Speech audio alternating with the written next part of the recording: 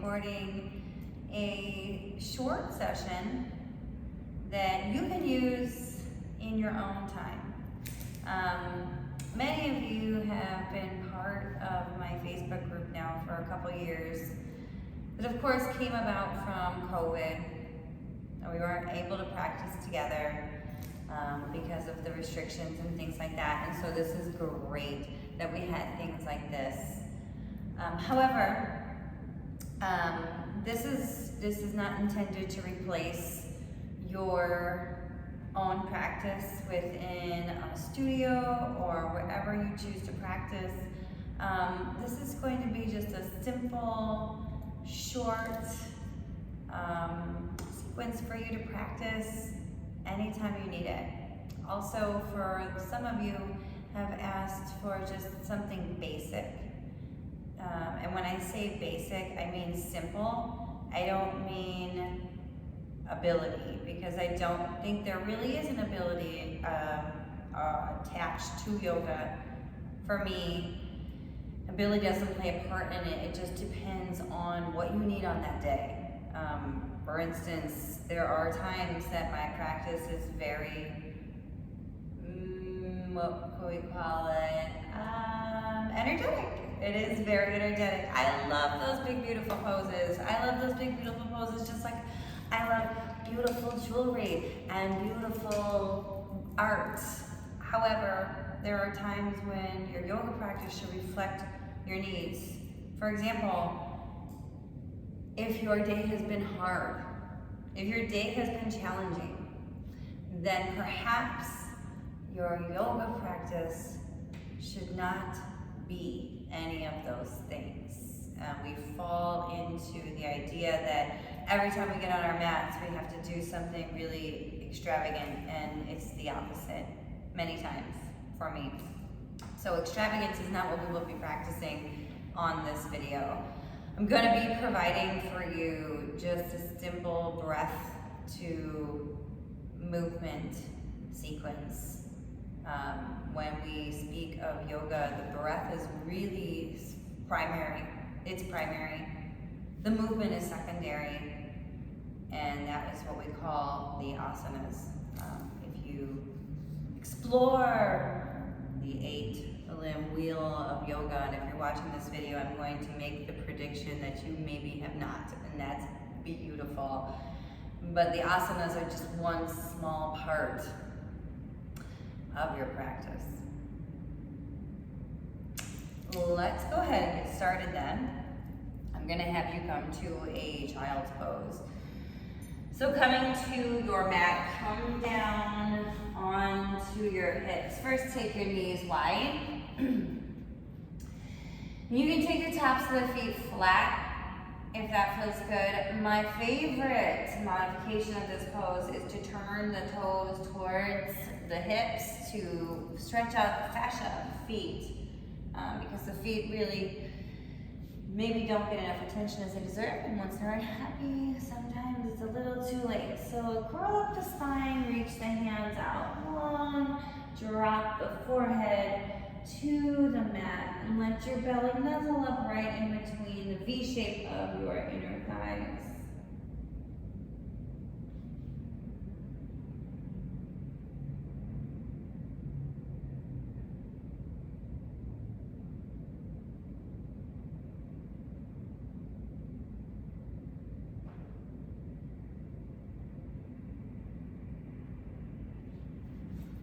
As your physical body begins to settle into the pose, notice where there are points of tension. Whether it be your low back, neck and shoulders. Maybe that tension is lying within the thoughts and the vibration of the body.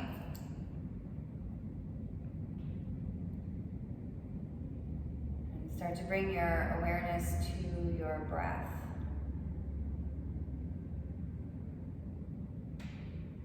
Taking a long, slow, big inhale for the count of 5 or above.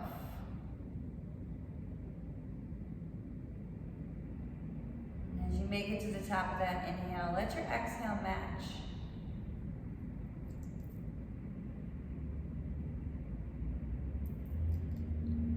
If you're noticing that as you begin to breathe that the thoughts are still persisting, whether it be something from this day or something coming up, I recommend taking that count for the first few rounds of breath. Up to 5, down to 1. Maybe as you move along, up to 6.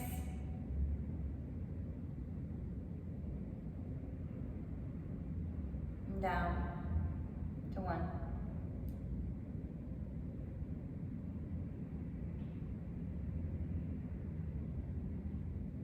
Let each inhale provide a cleansing,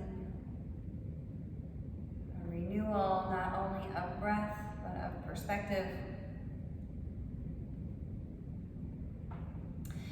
And let each exhale start to release something guarding that pathway to peace.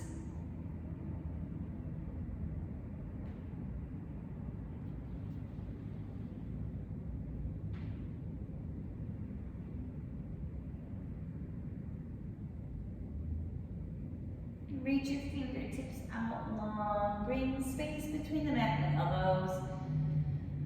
And then take another deep breath in. This time, really fill up the space in between the thighs, and then pause just for a moment at the top of your inhale. And a full, big, foggy breath out.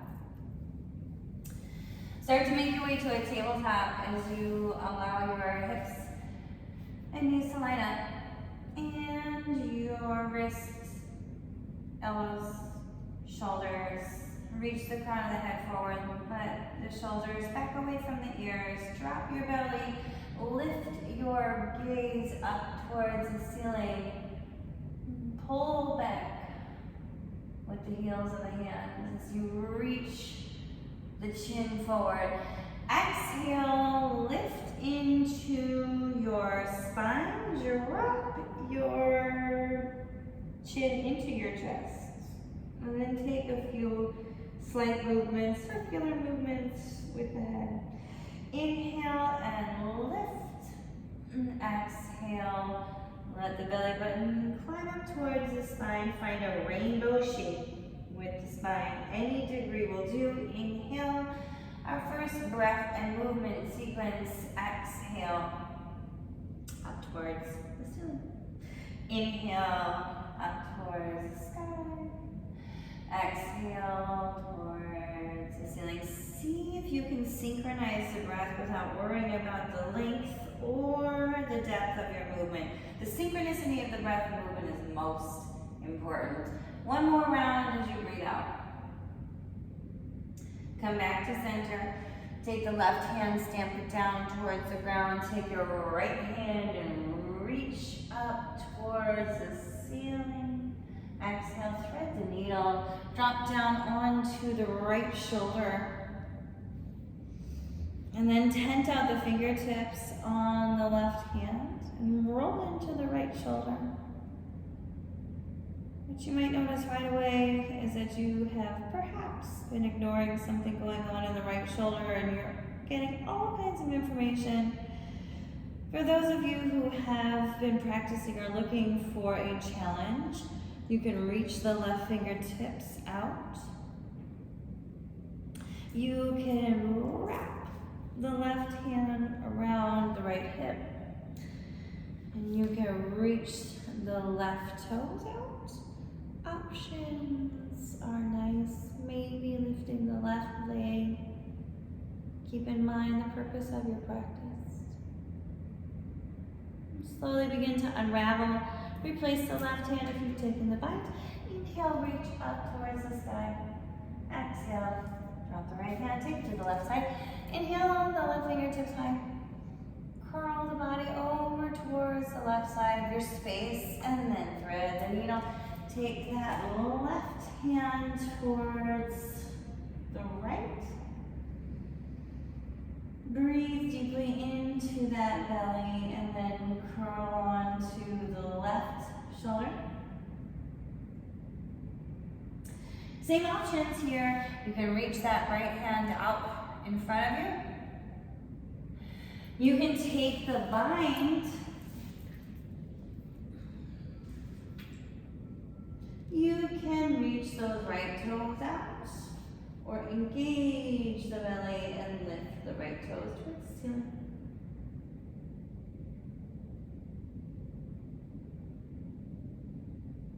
At any point during your practice, you roll over or lose shape.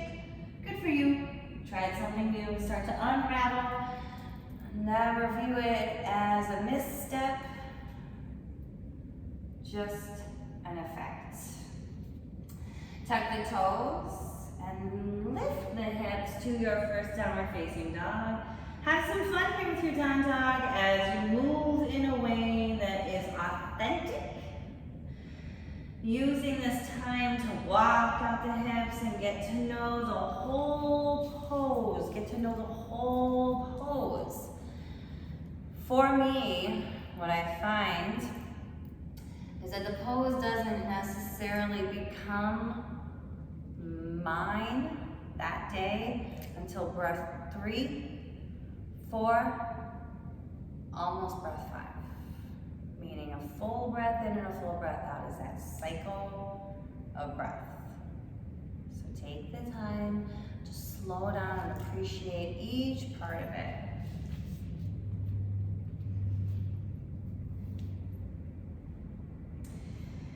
Come back to stillness, and then place your weight mostly in your left hand. Start to lean into the left hand. Take the right hand across the body and reach for the right calf muscle.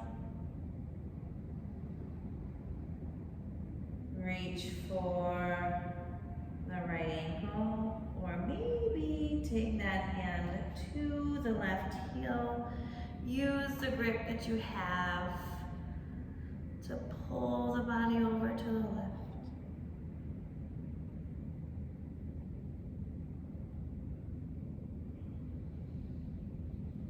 And release. Take it to the other side. You may take your left hand to your right calf. You may take it to your right ankle. You may take it to your right heel and stamp down onto the hand. Curl your body over to the right. Bring in a little tiny abdominal twist.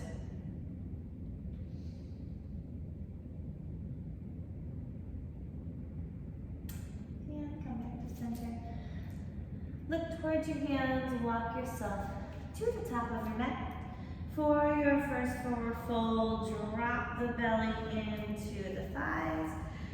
You may take any version of this forward fold that feels good. Perhaps ragdoll is your favorite version, so just let the hands go. Your hands do not ever need to reach the ground. This is all about the low back. This is all about inverting the spine. This is all about inverting the head. This is all about bringing the head below the heart. These are the things that produce the kind of effect that we desire most from yoga. Leading the body into its medicinal state. Options to grab for either elbows and turn to the right and the left. Option to take the hands behind the low back and release into a chest expansion.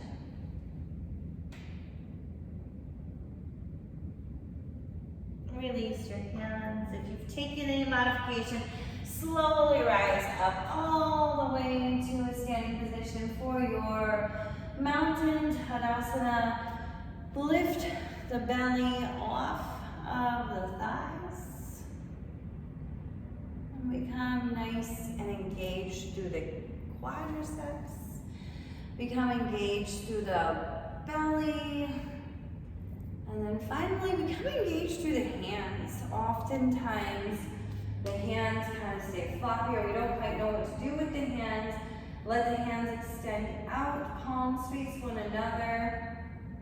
Exhale, take a back bend to your any depth. If you're tight through the sternum this morning, afternoon, or evening, be easy here and let the breath open up slow. No need to be forceful, no need to bully. Just move in a way that is authentic. Inhale, rise. Exhale and fold down. Inhale, lift up halfway, iron out the spine, get that parallel stance from the spine all the way down to the ground. And exhale, high plank is where we land. Our high plank may look different for some. Let those hips come down nice and low. So if your hips are up here, bring them down. Option to bring the knees down and then crisscross the feet. Super beautiful version. Not necessarily a modification unless you refer to modification as the real definition of modifying for the natural state. Inhale, teeter forward. Exhale, lower all the way down to your belly. Coming into a cobra pose. Push the feet down nice and firm into the mat so that you zip up through the legs and find a little space as the knees lift away from the mat. Cricket the elbows back, little to no weight in the hands. And exhale, drop the right ear down. Let your ear come down to the mat. Let your heels flop out. And take a moment just to breathe in.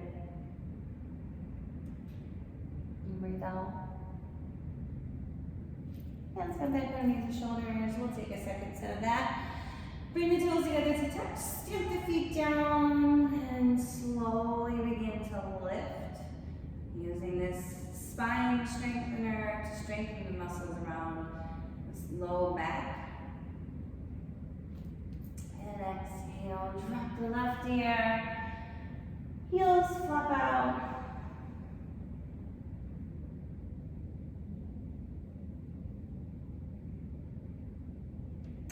Hands back to center. This time, fully flush the palms to the mat. Tuck the toes. Exhale. Downward facing dog. We'll take that. Just a little more breath and movement. Synchronicity. Inhale, look towards your hands. Exhale, walk to the top of the mat. Inhale, lift up halfway. Exhale and fold. Rise to your standing mountain pose. Exhale, back and lift the chin, open up the chest. Inhale, lift. Exhale and fold down. Inhale, lift up halfway. Exhale, walk the hands back or the feet back. Teeter forward, lower all the way down. Low cobra. Exhale, drop the chin. Tuck the toes. Inhale, downward facing. Beautiful, Sunny. Take a breath. And a nice big breath out.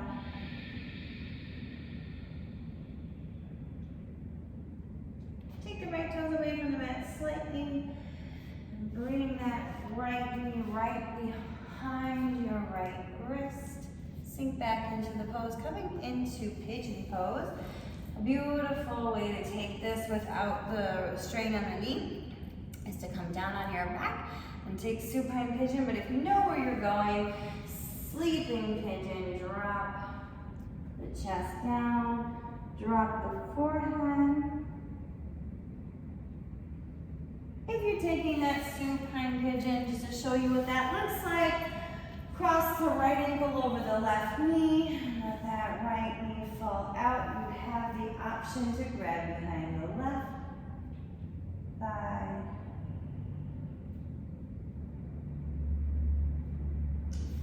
Back to that beautiful present breath. Those big 5, 6 second inhales and your 5 to 6 second exhales.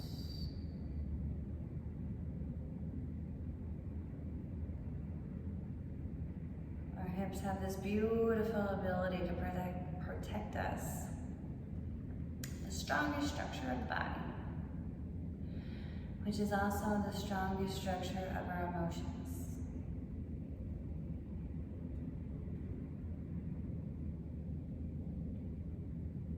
There is a possibility in hip openers that we can feel an emotional rush, and sometimes not able to link it to a mental release, an emotional detox. That's sometimes what we experience, and if that finds you someday, I'm so very grateful and happy for you, because it is lovely. If you are on your belly and you have your knee behind your wrist, tuck your back toes. If you're on your back, begin to take that right knee off the left knee. Inhale up high, and then take a little hip opener here. If you are on your tummy, come back to your down dog, or if you are on your back, switch over and take your left knee, your left ankle over your right knee. If you are in down dog, lift that left leg, down dog kick. Take that left knee behind the left wrist. Adjust a little before you allow your whole body to release, dropping your forehead down. Notice right away if there is some discrepancies between one side or the other. That is quite normal for most people. See if you can just observe without having any feelings towards it.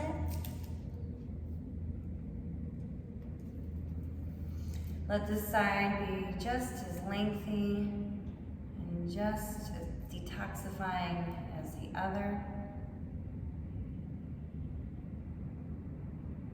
If you're taking that supine version, it looks like this.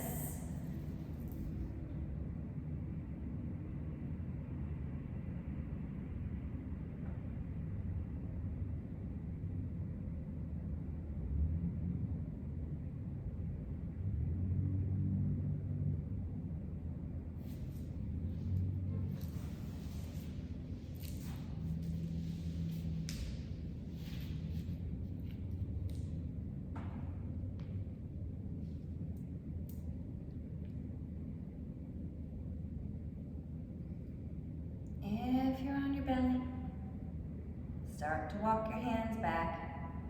If you're on your back, start to uncross the left knee off the right. Tuck the back toes, lift up and out if you were on your belly. Otherwise, stay right where you are, and we're all going to meet on our backs. Come on now, readjust. Take anything that you need. Pull your right knee in towards your chest. And we'll take a supine twist here. Let the right knee glide over to the left. Take the left hip underneath the right. Let your right hand extend out. Take the time to appreciate the twist. Use those big belly breaths to push up against that twist.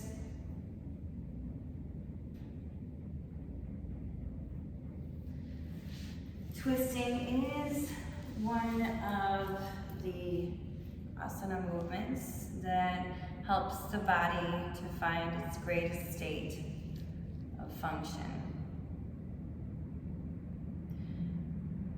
We're activating all of the lower abdominal organs, helping gut health.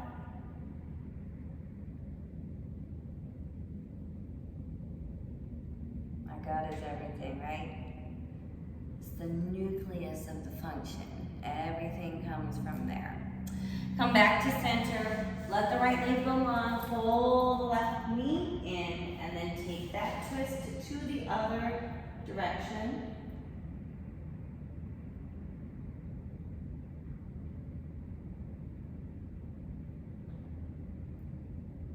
Let the left arm extend out long.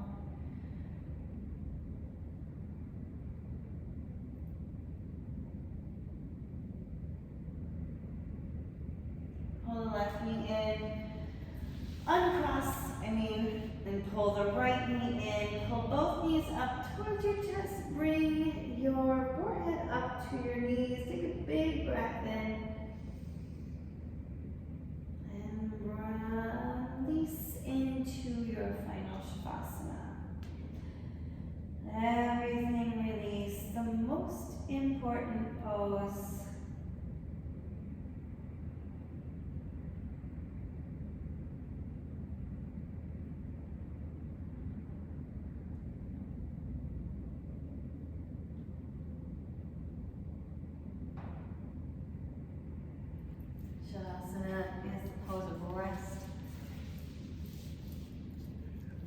healing.